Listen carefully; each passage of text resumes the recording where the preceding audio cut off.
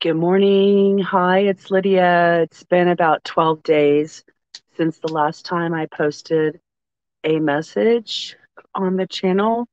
I was right in the middle of my lymphatic drainage updates. I was doing two a day, one in the morning and one in the evening. And I think I was on day 8 when I look back at the videos that I posted. And basically, I have some news to share. I've been gone for 12 days because I've been um, in grief because my beautiful mother, who I hung around Houston to be here for the rest of her life, and she lived a happy, healthy life. She was 87 years old, and she was working, still driving, working with older children, younger children, 2 and 3 year old children, toddlers, at a Mother's Day Out program at her church. She did that for over 16 years of her last years of life. So 87 minus 16, that's when she started working there. Or maybe it was over 20 years. I can't remember what we figured it out. But anyway, her last day of work was May 12th, and she made these little photo books for all the children. And she got that project completed. And 2 weeks ago on Wednesday, I did my regular telephone follow up checkup on her because every day we talked at around 5:30, 6:30. I just checked in on her. And I had moved into her neighborhood last year in a house, rented a house so that I could just be closer to her because I would take her trash down to the curb and I would pick up her mail from the street and bring it up to the house. And I would fix her computer. I would get on a ladder and change the light bulb, like whatever she needed. That was just more of a safety precaution, so she wouldn't fall. But she was fine. I actually asked her about 2.5 weeks ago around Mother's Day. I said, Mom, oh, it was the day after Mother's Day. It was like the 13th or something. I said, Mom, I'm ready to have you on my podcast. I want to tell everybody your beautiful health story and your journey so other people can be inspired by you. And I know that her story is going to still be inspiring because she was inspiring to so many who knew her. And look how beautiful she was at her older age. This is at the Gulf of Mexico, in the southern part of Texas, southeastern part of Texas. We took this picture because we live down by the coast. And so basically, like in 2009, 4, I had introduced her to my health community, the health community that I talk about all the time. And she was about 240, 250 pounds, and she was drinking alcohol to calm herself and relax her life. And she was around 65, around this time, 70 years old. And she took the teachings of the Chinese philosophy of regeneration seriously. She read the book Journey to the Sun, which is the book of the people who created the Sunrider brand. She learned about Chinese herbs. She understood why the Dr. Tei Chen created the herbal recipes, why the herbs worked synergistically with the body. And she did it. In like a year and a half, she transformed her life and she lived the remainder of her years with no disease, no problems, no old age diseases, no diabetic, no blood pressure issues, um, like not daily blood pressure issues. Most elderly people have to be on blood pressure medicine like every day. She just had like a little pill. If the doctor, if her blood pressure got elevated, and this was later in life, like in the last 3 years, she had a little pill to like bring it down. So that was the one thing that she did do. And then, like when she was in her 60s, a doctor said he should take out her thyroid. And she always wished that she had never done that because she learned that you can take certain plants and heal your endocrine system. And so after that, she always had to take like a little Synthroid or something, but that was the only medication. And she didn't suffer and die, over a long period of time, like you do when you have a illness or a disease. And so basically, the quick story is I call her every day at 5:30, 6:30, 7:30 and check in on her. And on this particular day, I called her early and I said, "Hey, I have to call you early. It was 1 o'clock and I need to go to an expo, a small business expo tonight. So I can't call you at our regular time because you'll be asleep when I get finished at 9 o'clock." And so I said, "But I'll call you the next day." And luckily, in our very last phone call, we were talking about some serious things. And um, she told me, like, her last words to me were, "I see you and I'm proud of you." And, she wasn't a person who spoke a lot about, affirmation of others. Her love language was acts of service. She would always provide selflessly for her children and her daughters and her grandchildren. And so that was a real wonderful experience and gift that I had with her, knowing that was our last phone call. But I called her at 5:30. She didn't answer. This is the next day. I called her at 6:30. She didn't answer. And by 7:30, I knew something was off. And so I thought maybe she had fallen and couldn't get to the phone to answer it. So I packed my backpack and some like energy bars, thinking I would be at the hospital all night, and some water bottle tea, my Cali tea. I made a bottle of that and put it in a water bottle. And then I grabbed my laptop because I figured I'd be waiting there. I could like edit podcast stuff while I was waiting for hours and hours with my mom at the hospital. And by the time I got over there immediately, like within 3 minutes of having called her the third time and realizing something was up. So I just rushed over there. No, didn't delay. And when I got there, she was in her office. Um, she was still sitting in her office chair, but her office chair had tumped over sideways. And so the office chair was still around her body and her legs were still curved, like sitting in a chair. And I grabbed her, I called her out, "Mom," and she didn't answer. And I grabbed her leg and grabbed it to get closer to her because she was over it, kind of like near the windowsill. And her leg was already cold. So that was clear that she had been passed away for a while, not newly passed away. So, and it was hard, as well.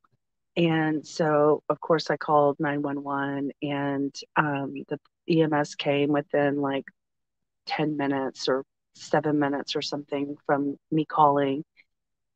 They're nearby. And then I had to just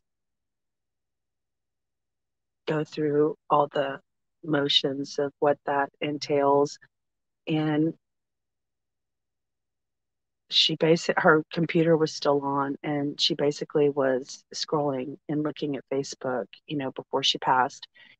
And she posted on her page um, this little wren bird, like a little, I think it was called a summer tanager or something, that was chirping, and she loved birds. And we ended up using that little video in her funeral at the end of the service. It was a celebration of life service, and we had a great honoring of my beautiful mother. And I don't know if I just said this because my brain is kind of going in and out with my thoughts, but um, I think I said this on the video that a week of a Mother's Day, I asked her, "Would you get on my podcast and tell your health story?" And she said, "I'm not in the mood." And I said, "Mom, you're never going to be in the mood," because she was shy. And I just want to say that because we don't always have time to say goodbye to our loved ones. And in the eulogy that I spoke at her funeral, I said, over the last 15 years as adults, when she and I were collaborating as adults and friends, we learned a lot. We grew a lot together, and we learned new relational skills about how to speak more what you feel and tell people that you love them, and that you appreciate them. And we did this often and frequently. I did it often and frequently, and she would respond. She wasn't an initiator, but I was. And so I initiated it, even though I was her child. Um, and I just want to remind everyone that, when you, especially when you don't have a chance to say goodbye because somebody dies quickly. And I actually learned this when I was 21 because of my sister, who was 30 when I was 21. My oldest sister, she died um, very tragically, and she died in front of me. And I guess if y'all haven't heard that story, one day I'll tell it. But it showed me that life is short, that there are no guarantees, and you never know if you're going to have your loved ones tomorrow. So one of the things that I learned from that experience with my sister was that you need to not have any unfinished words. You need to make sure that the people you love know that you love them. You need to share with them what you need to share with them, because you may not have them tomorrow. And in my mom's case, I didn't have her the next day. She just passed quickly with no warning. And although my sisters and I are grateful that she didn't suffer and that she didn't have any illness, and I will say in my 54 years of my life, I've never seen my mom in a hospital. I don't remember a time. I don't remember visiting my mom in a hospital. I can't remember a time that she was in the hospital. And she's a true testament that life can be healthy. At 87 years old, her life was full and complete. She'd done a lot. She'd loved a lot. She'd laughed a lot. She experienced a lot. She endured a lot. And through the whole thing, she stayed calm, cool, and collected, and just a beautiful presence. And Jesus was her friend, and she consulted God and Jesus. And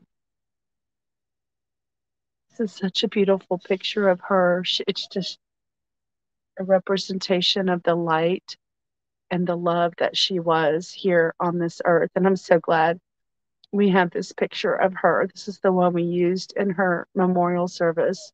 So, Mom, I just want to put on the podcast. I love you. I'll miss you immensely. And you are my inspiration. You showed me how I can live my life healthy and happy and joyfully and with very little pain and frustration. And I want you to be a beacon for the world. That's why I'm putting her on here, because I want her story to inspire others, because she lived practically pain free. I mean, she had some knee pain, but she used a little essential oil called Sunbreeze, and she doused it on her knees every day, and that helped her function to go have a big job at a Mother's Day out school at her church, where she worked with 2 and 3 year olds. So there was lots of running around and screaming, and she was able to manage that at 87 years old. So I'm so proud of my beautiful, sweet, loving, kind, considerate mother who was so talented in so many ways. I'm so grateful, so lucky to have had her raise me in my life. And I just wanted to give her this one memorial post, because I am going to continue to live. I'm going to continue to love. I'm going to continue to laugh. And I'm going to continue to be in joy, to emulate all that she role modeled for me and did for me. and my family and my sisters and and her grandsons, my nephews. So I'm going to say goodbye, and I'm going to start being back on my health journey. I'm actually inspired more, and the reason I'm in my swimming suit, which is that's what this is because I'm going to water aerobics, and I haven't been in years, and I decided it was time to get back to more of a regular exercise routine at my wonderful gym that has a beautiful aquafit program. And my sister and I, she was in town helping with the services, and she just left yesterday, but we went on Monday, and so I decided to wake up again and get up and get going to that. So, Mom, thank you for everything. Thank you for being an example of health and life well lived. I appreciate you, and you know it because we talked about it all the time. All right. Tell your loved ones that you love them. There are no guarantees. You don't even know if you have tomorrow. But if you don't, you feel so good that you got the words in before they passed. Okay? See y'all soon, guys. Bye.